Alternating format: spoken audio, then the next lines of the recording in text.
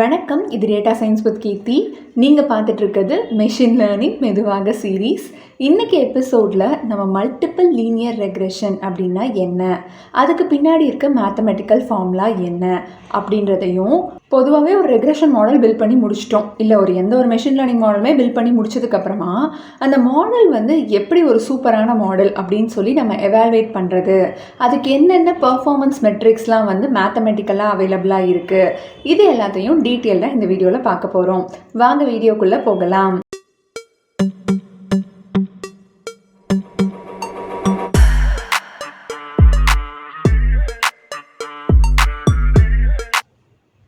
Alright, இன்றைக்கி செஷனுக்கான use கேஸாக நான் ஒரு income versus expenditure data set எடுத்துகிட்டு வந்திருக்கேங்க.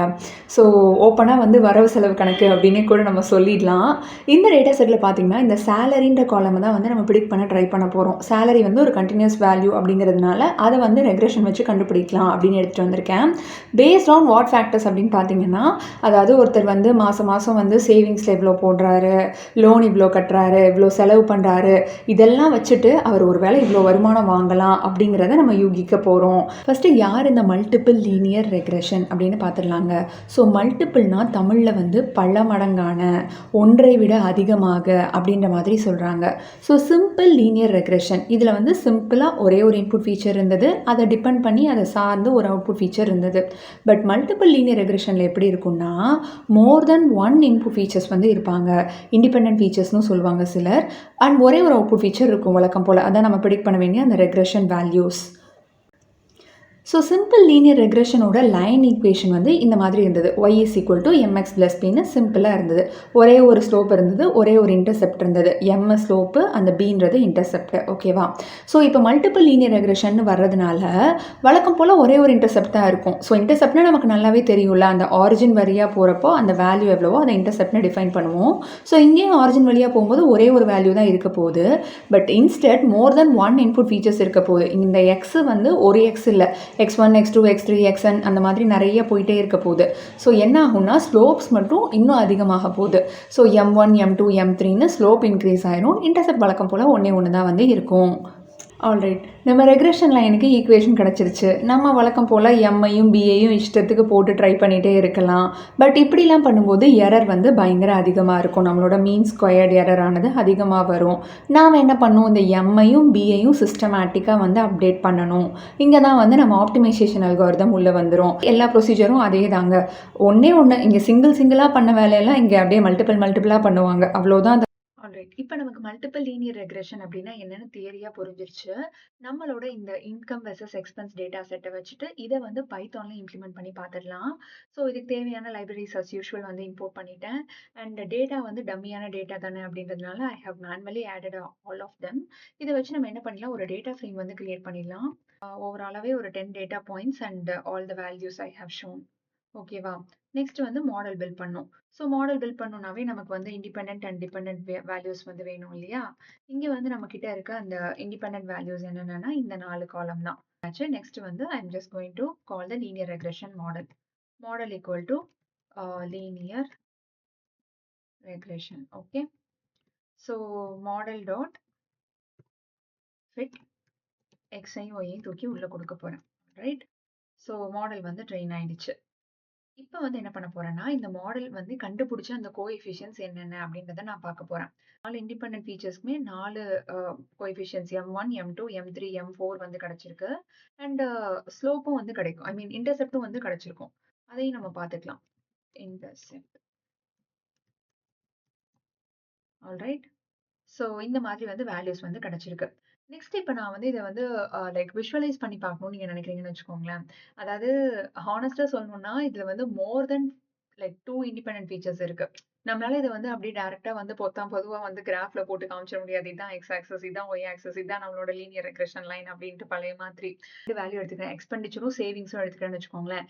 இந்த ரெண்டையும் எக்ஸையும் ஒய்யுமா வச்சுட்டு நான் கண்டுபிடிச்சேன் பாத்தீங்களா இந்த புது ரெக்ரெஷன் லைன். இதை நான் Z ஆக்சஸ்ல வரைய போறேன். Okay, so that it is no longer a line. அதாவது நான் அதை முன்னாடி கிளாரிஃபை பண்ணியிருக்கணும், பட் கிராஃபிக்கலா காமிக்கும் போது சொல்லலான்றதுக்காக I didn't mention it. So இனிமே இந்த y is equal to mx plus b இருக்க வரைக்கும் தான் அது லைன் ஈக்குவேஷனா இருந்தது. எப்ப இந்த m1 x1 m2 x2 இவாலாம் வந்தாங்களோ அப்பவே it has become a plain அப்படின்னு சொல்றாங்க. ஸோ அதோட விஷுவலைசேஷன் பார்த்தீங்கன்னா, இந்த மாதிரி தான் வந்து இருக்கும். ஃபர்ஸ்ட் வந்து நம்ம இந்த கிராஃப வந்து அப்சர்வ் பண்ணலாம். இதுல வந்து பார்த்தீங்கன்னா, இந்த பக்கம் வந்து எக்ஸ்பெண்டிச்சர் இருக்கு. அண்ட் இங்க வந்து சேவிங்ஸ் இருக்கு. இந்த சேலரி காலம் இருக்கு பார்த்தீங்களா? இதுதான் வந்து நம்ம பிரெடிக்ட் பண்ண வேண்டிய வேல்யூ. இத வந்து Z ஆக்ஸஸ்ல குடுத்துருக்கேன். ஓகே. அண்ட் இந்த டாட்டா இருக்குல்ல. இது எல்லாமே வந்து ஆக்சுவலான சேலரி வேல்யூ. அதாவது இந்த டேட்டா செட்ல இந்த ஆக்சுவலான சேலரி வேல்யூ இருக்குல்ல. அந்த வேல்யூஸ் எல்லாமே டாட்டட் வேல்யூஸா இங்க இருக்கு. இந்த ரெட் கலர்ல இங்க மேல ஒரு பிளேட் மாதிரி வச்சிருக்காங்க பாத்தீங்களா? இதுதான் நம்ம கண்டுபிடிச்ச அந்த ரெக்ரெஷன் பிளேன் அப்படின்னு சொல்றாங்க. ஸோ இந்த பிளேட் வந்து எங்க வந்து நம்ம ரெட் பாயிண்ட்ஸுக்கு வந்து ஐ மீன் கடந்து போகுதோ, அப்ப மோஸ்ட்லி வந்து நம்ம பிளேன் கரெக்ட்டா தான் பிரெடிக்ட் பண்ணுது அப்படின்னு அர்த்தம். ஸோ கோட் வைஸ் இதுக்கு வந்து பார்த்தீங்கன்னா, நம்மளோட ஒரு ஸ்கேட்டர் ப்ளாட் போட்டிருக்கேன். ஸோ ஆக்சுவலான எக்ஸ்பெண்டிச்சர் அண்ட் சேவிங்ஸ் அது எல்லாத்தையுமே வந்து ஸ்கேட்டர் ப்ளாட்ல ப்ளாட் பண்ணியிருக்கோம். அண்ட் அந்த 3D டயகிராமா இது வருதுல்ல, இந்த மெஷ் கிரிட் அப்படின்னு சொல்லிட்டு சொல்றாங்க இதுக்கு பேரு. அத வந்து நம்ஃபில இருக்க ஒரு மெத்தட் யூஸ் பண்ணி வரைஞ்சிருக்கோம். அண்ட் கோஎஃபிஷியன்ட்ஸ் பார்த்தீங்கன்னா 2 மட்டும் தான் எடுத்துக்கிட்டேன் அப்படின்னு சொன்னேன் இல்லையா? ஸோ கோஎஃபிஷியன்ட் 0, கோஎஃபிஷியன்ட் 1 இது 2 மட்டும் எடுத்துட்டு நான் வந்து இன்டர்செப்ட் கூட போட்டுட்டு விஷுவலைஸ் பண்ணி காமிக்கிறேன். Z ஆக்ஸஸ்ல ஓகேவா? ஸோ ஸ்டேக் ஹோல்டர்ஸ்ட்டயோ, இல்ல கம்பெனில இருக்க பெரிய முதலாளிட்டயோ போய் காமிச்சுட்டு இருக்க முடியாது. "இங்க பாருங்க சார், இந்த கிராஃப்ல வந்து கரெக்ட்டா வந்து போகுது" அப்படின்னு சொல்லிட்டு. So we definitely need some mathematical formulas and metrics to show the world that the model we build is a good model. ஓகேவா? பெர்ஃபார்மன்ஸ் மெட்ரிக்ஸ் வந்து வச்சிருக்காங்கங்க. ஸோ இத வந்து 2 டைப்ஸா கிளாஸிஃபை பண்றாங்க. ஒண்ணு வந்து எரர் பேஸ்டு மெட்ரிக்ஸ் ஓகேவா? இன்னொன்னு வந்து எவாலுவேஷன் பேஸ்டு மெட்ரிக்ஸ். அதாவது கிளாஸ்லலாம் டெஸ்ட் எழுதுவோம் இல்லைங்க, 10 மார்க்குக்கு டெஸ்ட் வைப்பாங்க. சிலர் வந்து 7 அவுட் ஆஃப் 10, சிலர் வந்து 8 அவுட் ஆஃப் 10, சிலர் வந்து 5 அவுட் ஆஃப் 10 இந்த மாதிரிலாம் வாங்குவாங்கல்ல. ஸோ இந்த மாதிரி டெஸ்ட்லலாம் நம்ம எவ்வளோ வந்து தப்பு பண்ணியிருக்கோம் அப்படின்றத வச்சு ஒரு மெட்ரிக்ஸும், எவ்வளோ வந்து கரெக்டாக கண்டுபிடிச்சிருக்காங்க அப்படின்றத வச்சு ஒரு மெட்ரிக்ஸ் ஃப்ரேம் பண்ணாங்கன்னா எப்படி இருக்கும்? அதுதான் இந்த 2 டைப்ஸும். ஸோ எரர் பேஸ்டு மெட்ரிக்ஸ் அப்படிங்கிறது நம்ம எவ்வளோ தப்பு பண்ணுறோம், எவ்வளோ வந்து ஆன்சர்ஸ் தப்பாக பண்ணியிருக்கோம் அப்படின்றத வச்சு mathematical formulas. And evaluation based metrics அப்படிங்கிறது நம்ம கரெக்டாக ப்ரிடிக்ட் பண்ணுவோம்ல, அது வந்து எவ்வளோ தூரத்துக்கு கரெக்டாக ப்ரிடிக்ட் பண்ணியிருக்கோம், உண்மையிலேயே கரெக்டாக படிச்சு தான் ஆன்சர் பண்ணியிருக்கோமா இல்லையா, அந்த மாதிரி எவாலுவேட் பண்ணுறதுக்கு யூஸ் பண்ணுற மெட்ரிக்ஸ்லாம் எவாலுவேஷன் பேஸ்ட் மெட்ரிக்ஸ் அப்படின்னு சொல்கிறாங்க. எரர் பேஸ்டு மெட்ரிக்ஸ்லேருந்து ஆரம்பிக்கலாம். நமக்கு நல்லா பழக்கப்பட்ட ஒரு மெட்ரிக்ஸ் எடுத்துக்கிறேன். ஸோ மீன் ஸ்கொயர்ட் எரர். ஸோ இந்த எரர் பற்றி நம்ம ஆல்ரெடி டீட்டெயிலாக வந்து லீனியர் ரெக்ரெஷன் வீடியோலேயே பார்த்துருப்போம். ஸோ நம்ம பண்ணுற எரர் எல்லாத்தையும் எடுத்துகிட்டு அதை ஸ்கொயர் பண்ணி அதை ஆவரேஜ் பண்ணி வச்சுக்குவாங்கங்க. ஏன்னா ஒரு டேட்டா பாயிண்ட்டுக்கும் பண்ணுவோம். ஸோ அதை ஆவரேஜ் பண்ணுறாங்க. அண்ட் ஸ்கொயர் பண்ணுறது மூலிமா சின்ன எரர் கூட பெருசாக காட்டலாம் அப்படின்றதுக்காக அவங்க ஸ்கொயர் பண்ணியிருப்பாங்கன்னு நான் சொல்லியிருந்தேன். ஸோ இந்த மீன் ஸ்கொயர்ட் எரரை வந்து நம்மளோட டேட்டா செட்டை வந்து கண்டுபிடிச்சிடலாம். நம்ம வரவு செலவு டேட்டா செட் எடுத்துகிட்டு மீன் ஸ்கொயர்ட் எரர் SK11 அதுக்கு பேக்கேஜ் இருக்குது, அதை வந்து இம்போர்ட் பண்ணிவிட்டு நான் கண்டுபிடிச்சேன் அப்படின்னா எனக்கு இப்படி ஒரு வேல்யூ கிடைக்குது. சேலரி ரேஞ்சே ஒரு ₹100லேருந்து ₹1000 தான் வந்து இருந்தது. பட் எரர் ரேட் வந்து எக்கச்சக்கமாக வருது.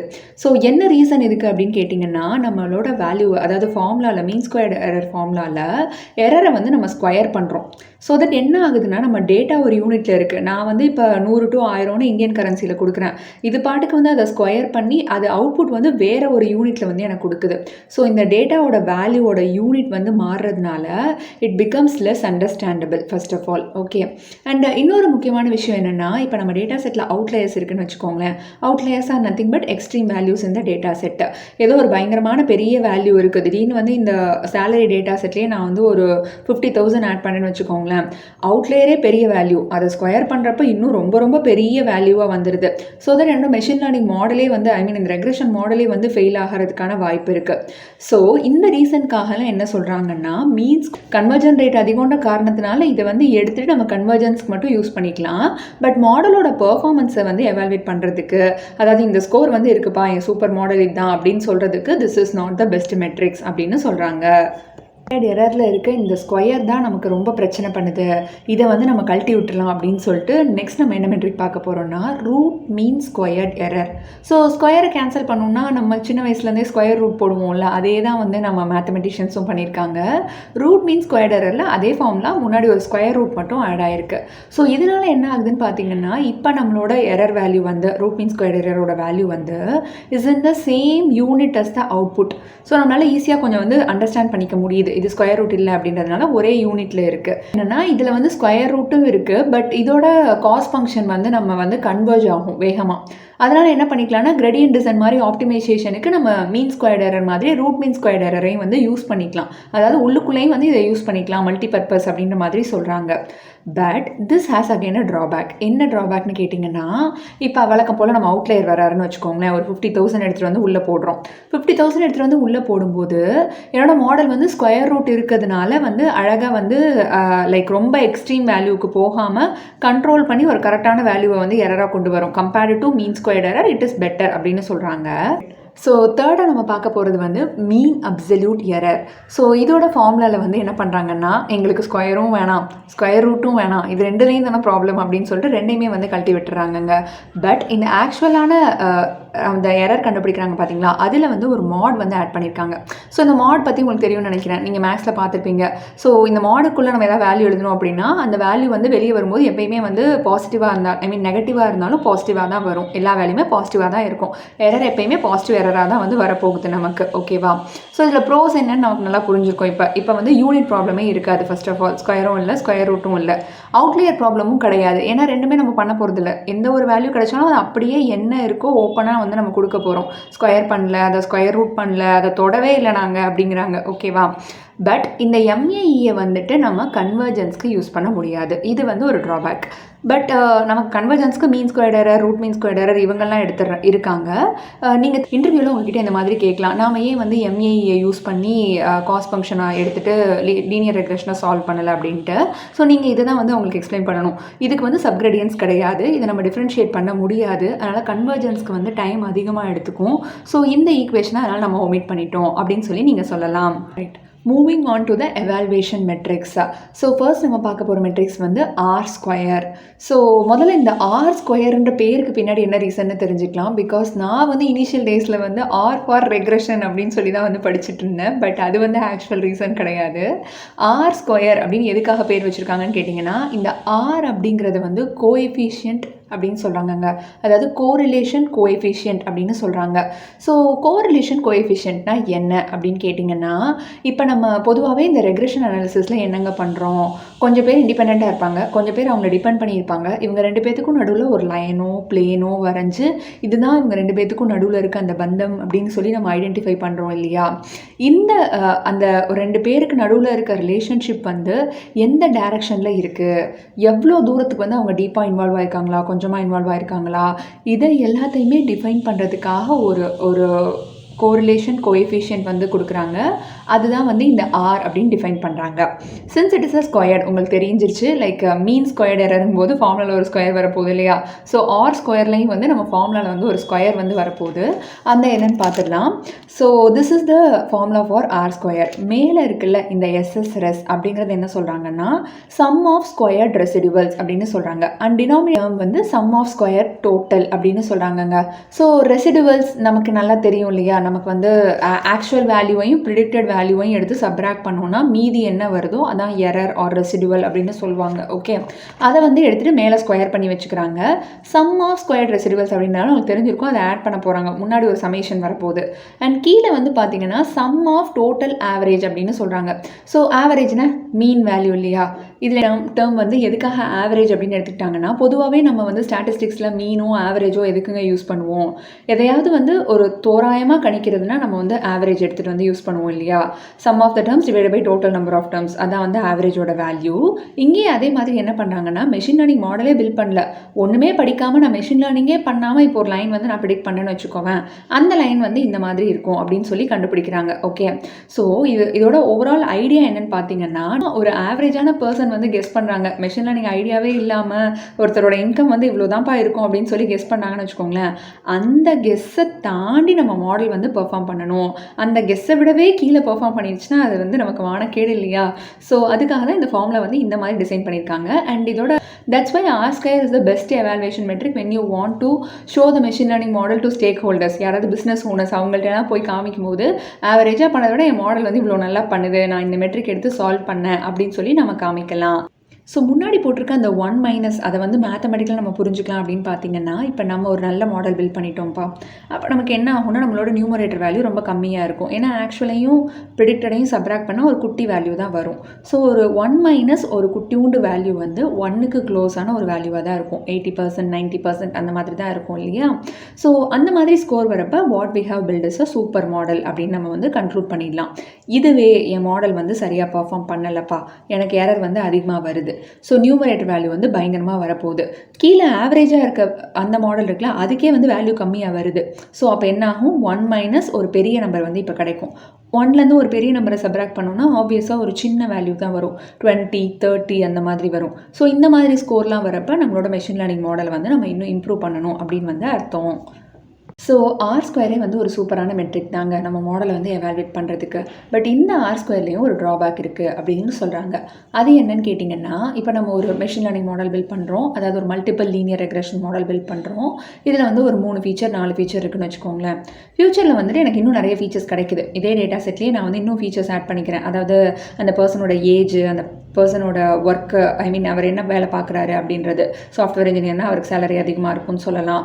நார்மலாக ஒரு டெஸ்க் ஜாப்னா சேலரி கம்மியாக இருக்கும், அந்த மாதிரிலாம் சொல்லலாம். இந்த மாதிரி ஃபீச்சர்ஸ்லாம் கிடைக்குதுன்னு வச்சுக்கோங்களேன். இதெல்லாம் வந்து நான் ஆட் பண்ணிகிட்டே போகிறேன் மெஷின் லேர்னிங் மாடல் பில்ட் பண்ணுற ப்ராசஸில்.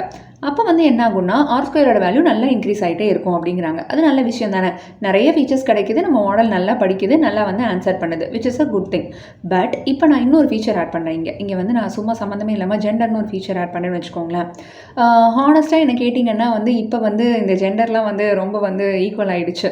ஸோ மேல்னால் இவ்வளோ வாங்குவாங்க, ஃபீமேல்னால் இவ்வளோ வாங்குவாங்க. ஸோ மேல் சாஃப்ட்வேர் இன்ஜினியர் இவ்வளோ வாங்குவார், ஃபீமேல் சாஃப்ட்வேர் இன்ஜினியர் இவ்வளோ வாங்குவாங்க அப்படின்லாம் நம்ம யாரையுமே வந்து கேட்டகரைஸ் பண்ண முடியாது. பேஸ்ட் ஆன் த டேலண்ட் எல்லாரும் வந்து அவங்க சேலரி வந்து வாங்குறாங்க. ஓகேவா? ஸோ இந்த ஜெண்டர்ன்றது ஒரு இன்வேல்யூபிள் ஃபீச்சர் அப்படின்னு நான் சொல்லுவேன். என்னோட சேலரி ப்ரிடிக்ஷனுக்கு ஒரு தேவையில்லாத ஃபீச்சர் தான் மோஸ்ட்லி. பட் இந்த ஜெண்டரையும் எடுத்துகிட்டு நான் வந்து இது பண்ணுறேன். அதாவது கேட்டகரிக்கல் ஃபீச்சர் இல்லையா, நம்ம என்ன பண்ணுவோம்னா என்கோடிங் பண்ணிடுவோம். மேல்னா 0, ஃபீமேல்னா 1ன்னு சொல்லிட்டு லீனியர் ரெக்ரெஷனுக்குள்ளே கொடுக்குறேன் அப்படின்னா என்னோட மாடலோட அக்யூரசி அகைன் வந்து இன்க்ரீஸ் தான் ஆகுது அப்படிங்கிறாங்க. திஸ் இஸ் ஸோ இன்க்ரீஸ் அப்படின்னா இப்போ வந்து ரொம்ப வந்து 80%லேருந்து 100% இன்க்ரீஸ் ஆகிடுச்சு அப்படின்லாம் நம்ம சொல்ல முடியாது. முன்னாடி ஒரு 92 இருந்ததுன்னா R² நம்ம இந்த ஜெண்டர் ஃபீச்சர் ஆட் பண்ணதுக்கப்புறமா it is going to be 94 or 95 அந்த மாதிரி 0.5% அந்த மாதிரி இன்க்ரீஸ் ஆகுது அப்படிங்கிறாங்க. பட் இந்த இடத்துல வந்து இது ஒரு சின்ன வேல்யூ அப்படின்ற மாதிரி இருக்கலாம். பட் ஆக்சுவலான ஒரு மெஷின் லேர்னிங் மாடல் எவாலுவேட் பண்ணும்போது சின்ன மிஸ்டேக் கூட நம்ம விடக்கூடாது இல்லையா? ரொம்ப கரெக்டாக ரொம்ப அக்யூரேட்டாக இதை வந்து கொடுக்கணும் அப்படின்றதுக்காக தான் R² கொஞ்சம் ட்வீக் பண்ணி அட்ஜஸ்டட் R² அப்படின்னு ஒரு ஃபார்முலா வந்து கொண்டு வந்தாங்க. ஸோ இந்த அட்ஜஸ்டட் R² என்ன ஆகும்னு பார்த்தீங்கன்னா, நம்ம ஆட் பண்ணுற ஃபீச்சர்ஸ் வந்து உண்மையிலேயே நம்ம ரிலேஷன் இருக்க ஃபீச்சர், நம்மளோட டேட்டா செட்டுக்கு சம்மந்தம் இருக்க ஃபீச்சர் அப்படின்னா மட்டும்தான் வந்து இன்க்ரீஸ் ஆகும். சும்மா தேவையில்லாமல் இன்புட் ஃபீச்சர் அதிகமாக கொடுக்குறாங்க அப்படின்லாம் சொல்லிட்டு இன்க்ரீஸ் ஆகாது. ஸோ நம்ம மாடலை வந்து எவாலுவேட் பண்ணுறதுக்கு ஒரு சூப்பரான மெட்ரிக்காக வந்து இதை யூஸ் பண்ணிக்கலாம் அப்படின்னு சொல்லிட்டு கொண்டு வந்தாங்க. அண்ட் அதோட ஃபார்முலா வந்து இந்த மாதிரி தான் இருக்கும்.